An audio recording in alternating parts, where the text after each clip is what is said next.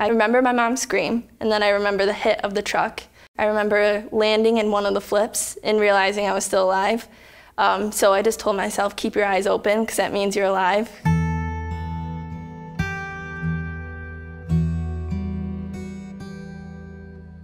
My name's Daphne Croop. I'm 24 years old, and I've experienced multiple concussions.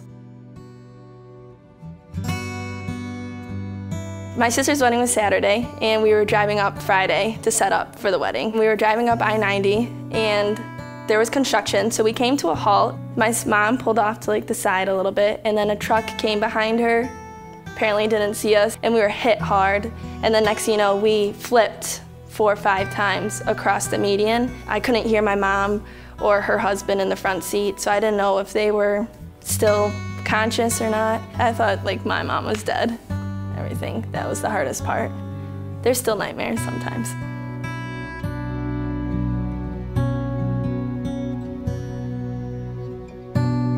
I wasn't missing my sister's wedding. We needed her and she needed us to be there and just to be in each other's presence to make sure we were okay. I was a maid of honor. I was going to be the best maid of honor ever. So my job was to get up there and get up there that night. I realized I need to go back to the doctor after the wedding weekend because my symptoms were not getting any better. The worst symptoms I have are headaches and head pressure. They actually do feel different. It's kind of surreal.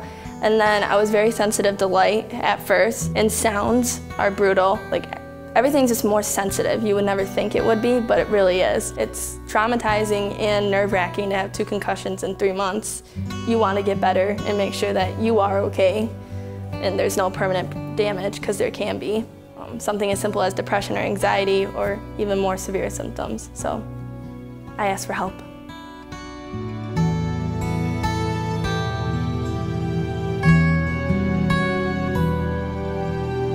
When I first got a concussion in high school and college, all they ever told me was to rest. It was never a specialized program.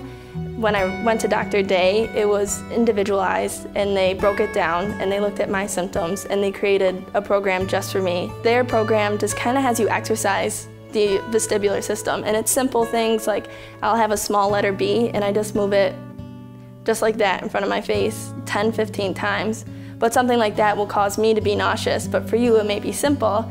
But once you do that every single day for a week straight, you return back to the therapy, and then they push you even farther. And it's a nice one-on-one program. Before I was diagnosed with a concussion, I was actually training to be in a marathon. And once I am 100%, I'm going to continue training and hopefully run that marathon in the fall. And then from there, I'm going to continue my sports on the side, anywhere from softball to volleyball, and just be back to myself.